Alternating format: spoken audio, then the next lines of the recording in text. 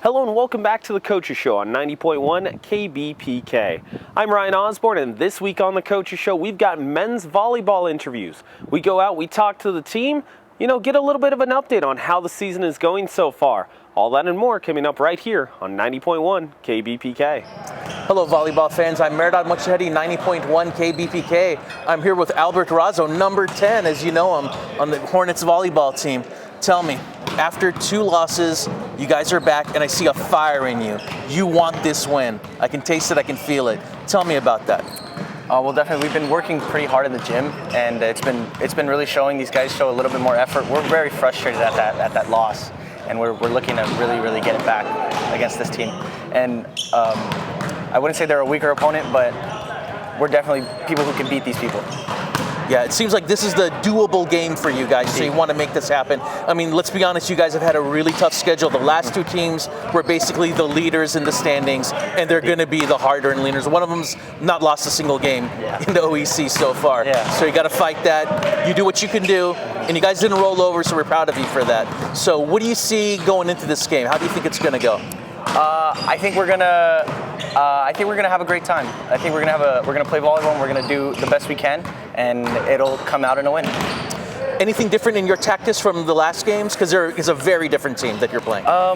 Definitely, I think what we had to focus with IVC and OCC was we had to get to the ball fast and quick because they had their servers really well. I did a little film on these guys. They're not as fast and as quick when it comes to their serving.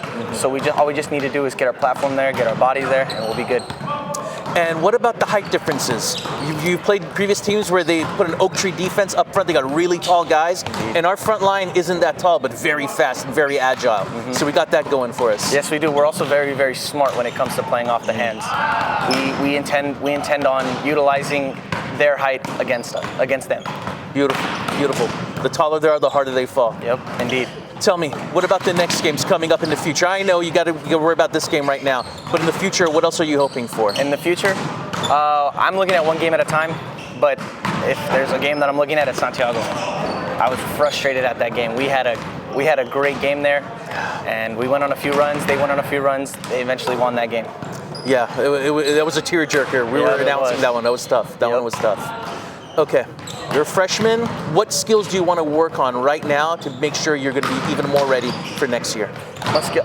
Probably learning more about my fundamentals, learning more about my body and the way I should move according in difference to what I am doing. So like making certain adjustments to move on to the next level, and not only in the next level, but help me here in OEC. Now, people don't know, we just had spring break. We just finished spring break here at Fullerton College. Any rust you guys got to worry about, or are you actually more focused and more relaxed now into this game? I'd say we're more relaxed. I see a lot of these guys, they had a great time on their spring break. We got 3 days off, 2 days off, I'm sorry. But Wednesday through Wednesday, we had training, and we're going to be good. We're going to be pretty good today. Awesome. Thank you so much. All right, Best of luck in your game. Thank you so Albert much. Razo, ladies and gentlemen. Thank you so much. So now we're talking with Denim Young of the men's volleyball team. And Denim, when you take a look at just your style of play, a lot of people describe the way that they play very differently. I take a look at your style of play, you get a lot of height when you go up and you get an attack going. What's been the key to making sure that you get that type of height every time you approach? I think the main thing I try to ask my setter is to set the ball really high, because I don't really train to jump as I do. I kind of just gradually go up for the ball. So I like, in high school they always set the ball really high, so I've always thought to myself, just get to the ball. So it was always really high, so I felt like jumping really high for it and getting to it is my main thing. Coming to volleyball in college though, it's always very fast, so coming in it was actually very difficult because I would jump so high, but it would be difficult because I can't go faster. So I would have to readjust to the setter and just ask for it to be a little higher. But coming and playing so many matches, it just got better and better. So I feel like it just helped me be a better player and help you be a better player for my team as well. So it's interesting you mentioned the timing, because a lot of times when we talk to players who are just coming out of high school, they always talk to us about the different timing that they have to work on, but they always tell us that when they get to the college game, they felt that it was faster. You're saying that it's more, you had to kind of slow things down to make sure your timing was right. Yeah, because I graduated 2020, which is COVID year, so I didn't really play right out of high school. I kind of had to, train and like go to like open gyms and just play with other people. So I think I got used to how fast it was playing with people who were better already, and I was just playing with them. So I've been playing in open gyms for like at least like a year and a half, and then I just got so used to it. And then I came in as an outside, wanting to be a libero, but they need an outside, so I decided to become an outside. So I already knew how fast-paced the game was, but I feel like I think I trained myself pretty well before coming in here to play in college. There's so many intricacies that go from being an outside to a libero as well. When you mention wanting to play either one of those two positions, or based on need at least having to play one of those two positions, how do you mentally kind of prepare yourself for the different positions when they're very different stylistically? Yeah, I feel like with being like an outside hitter, I kind of sacrifice a little bit of my passing just so that I can get up to the ball and make sure I hit it, make sure I put the ball in play as an outside and as a hitter. But when it comes to being a libero, all I have to do is just touch the ball and get it up. So I feel like that's just the easiest thing to do in this game, is just to get to the ball, make sure it's up, and then get it up, make sure it's a good pass, make sure it gets to the setter. I think that's the part I love. I'm a defensive player in all sports, so I feel like being a libero is like my best thing.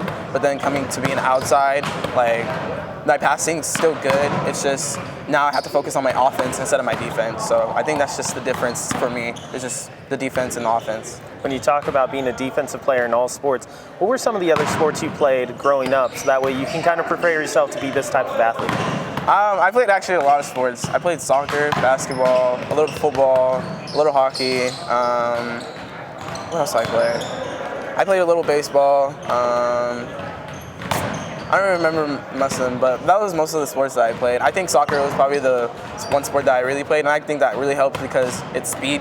So like I feel like soccer is just a really speedy sport, and I feel like I got way faster while playing soccer when I was younger. And then coming to play in the college level, I feel like getting to the ball is just the easiest thing you could do. So my speed really helps in the game. And then playing like basketball is it helps with just the accuracy of everything. But I feel like being a defensive player is just the best thing in volleyball, in any sport, but in volleyball especially, because defense wins games. I learned that in high school. When you take a look at all the sports that you played, especially growing up, you're in Southern California with so many options. Oh yeah. What attracted you to volleyball? In high school, I tried out my freshman year. I didn't make it, so like I kind of was just done with it, and then I just kind of focused on soccer. But then my friend, he encouraged me to try again my sophomore year, and then from there I tried, and then I got better. But then I got cut in the middle of the season because of my grades, and I was really bummed out because I was getting better and I really liked it. So. And then after that season, I moved schools, so my main goal was to get better at that sport. So that whole summer, I practiced by myself, and I got better and better. And then I just came in to my high school in Mayfair, in Lakewood, and I tried my best to be a volleyball player. So I think that's what just gravitated me, is the motivation to do better in school and in athletics is what motivated me. You talk about Mayfair High School, they've got a pedigree for being really good at a lot of sports. I mean, just looking at their hockey team recently that they added, I'm a hockey guy myself. That's where I hear about Mayfair. But the thing is, when you talk about Mayfair, they traditionally have really good athletic teams. You go from Mayfair to Fullerton College. Obviously, you mentioned having the year off because of the pandemic. Yeah. What was that switch like going from Mayfair to competition at the college level? Oh, it was definitely very, very drastic. I feel like being competitive in college, it's like so fast. It's so fast, so independent too, because you are working with a team, but you're in college and you're trying to do better for yourself. So I feel like when you come to college, you're working on your own skills and you're working on your own talents. And I feel like you kind of put aside like the team thing just to make yourself like better. Not in a negative way, obviously, but positively, like you just want to be better. So that you train hard with yourself, if not with others. I feel like coming from a high school, especially Mayfair, like Mayfair was very competitive my senior year, and then I just loved it, even though it got cut off. I just like miss it. So like I just want to come to college and rekindle that, fire I had in high school and just come back and hopefully play more. But yeah, that's how I feel coming from there to here. We talk about a lot of options in Southern California, and you were just mentioning going to Fullerton College and playing volleyball. What attracted you to Fullerton? I think because my friend, his name is Billy Vang. Yeah, he's a middle on the team. We were at a school together for the COVID year. We started at LBCC, and then we both wanted to play there, but we didn't really get chances there. So he stopped playing, but I just kept trying to get better and better. And then eventually he told me that he was going to come here with the setter Nathan, and then because they both played in high school together. So I kind of he hit me up. He was like, "Oh, come play here, like, cause you can definitely play here." And I was like, "Okay." And then from there, I just started, and it was basically him. He brought me here, so I'm here now, trying my best to be here, and playing with them is fun. So, well, it's a joy to watch you on the court while we do our broadcast. We look forward to seeing the rest of your season. Appreciate it. Thank you. Thank you. Well, we're back for a little more volleyball here on 90.1 KBPK and the Coaches Show. And of course, you end up with the OG on the right and the captain of the team on the left, Nathan Chin, who, you know what? Long Beach Poly, I tell you what, Rashawn Haylock, this one's for you, because the old days we used to talk about Poly because of its prowess as a football team. Oh, yeah. What was their volleyball team like when you went to high school? The volleyball team, I came in as a freshman, and my dad took over the program again. So it was nice to hang out with my dad a lot, and I met a lot of my great friends through that program. And we finished our my senior season. We went all the way to the semis in CIF, and it was a pretty good showing for our case. So a former Jackrabbit who went there. Now I've got to ask you, because you said your dad took over the program. So your dad had to be a volleyball player, or was a volleyball player? Yeah, he played He played at Poly in 1992. He graduated in 1992. Okay. So did he go to the collegiate level? No, he didn't play collegiate level. Okay. He moved on, and he just started coaching for the next 10 years. Over at Poly? Yeah, at Poly. Wow. Yeah. And he went to Wilson in 2001 and won a CIF state championship there with Cynthia Barboza. Okay. Yeah. Congratulations. Wow, that's pretty wild. I've got to ask you then, because most people would look at Southern California, unless you're down in the Long Beach region like you are, or Newport Beach. Volleyball wasn't that big thing. Were you somebody that was weaned on that sport growing up? I didn't. Initially, when I was 8 or 9, I would go with my dad for the practices. And then when I got older, I stopped doing it, but then I got back into it in my high school year, my freshman year. So why here at Fullerton as the next step? I just thought it was a good opportunity to play again at the next level. And we moved out here recently to the OC, and I thought I emailed Coach Rapp early in July, and I thought it was a good fit for me. Okay, well now you got Eddie Rapp as your coach. We know Eddie because of the women's program, which was very successful here at Fullerton College. And of course, Eddie was involved in beach volleyball here at Fullerton College. So now you have Eddie starting the men's program once again. What's it like to rebuild a program at a community college? It's been a journey. I like it though, because I was at a different university my first year, so coming here, it's with all these new freshmen, it's nice to trying to be a role model for them and trying to be a good captain for these guys. So what position are you on the team currently? Because I look at people and they move around a lot. So what position do you play? I just set. So you just set? Yeah, I just set. Okay, I've got to ask you about that too, because I'll watch most guys when they initially get the serve, or women, and they do this with their hands and they catch it. Is there an area, is there actually an area where you go thumb to upper forearm that you try to catch the volleyball on when you're doing this? I think I would say this part. This would be the lower, mainly the forearm, but anywhere parts of your body where you can get the ball up would be appropriate. So what is the thinking for setting a ball in volleyball? Personally, it's making the right decisions and having the ball in the same location as the set was before. In other words, it's much easier to set a ball than it was to answer the question. Yeah.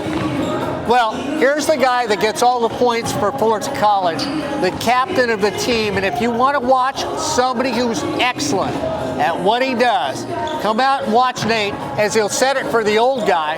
Oh, wait a minute, I'm not on your team. Well, but if I was, you'd set it for me, and we'd watch the men's program soar. Have a great season this season. Thanks for being on the air. The men's team here at Fullerton College on 90.1 KBPK. So we want to thank the men's volleyball team for joining us here on the Coaches Show this week and giving us that update and little look into how their season is going. Now, all this semester, and as we have mentioned in previous Coaches Shows, the Coaches Show on 90.1 KBPK is brought to you by RAD Care. And if you're thinking to yourself, well, what is RAD Care, Ryan? You keep talking about it at the end of every Coaches Show. What really is it?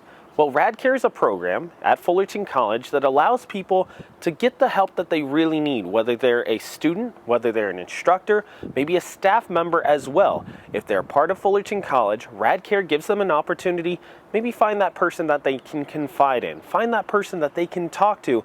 Just go and say, hey, you know what? I'm experiencing a lot of stress. I'm experiencing a lot of emotions with how this semester is going or with how my life is going.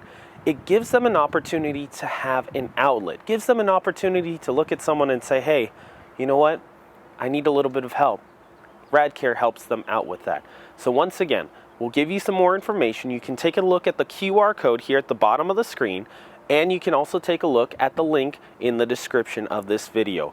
RAD Care is something that truly helps out not just the students, not just the staff, but anyone here at Fullerton College that you feel may need just that little bit of help this semester. At this point in the semester, just past midterms, looking up at finals, got a lot going on. You think to yourself, hey, I know someone that I have in mind that this could help. Or maybe it's yourself. Don't be afraid to go to RAD Care and get that opportunity to have someone that you can talk to. So once again, RAD Care, big partner with the Coaches Show. You're on 90.1 KBPK. So to wrap up the Coaches Show this week, we want to thank Meherdad Modjtahedi and Mark Pavlovich as well. I'm Ryan Osborn here on 90.1 KBPK.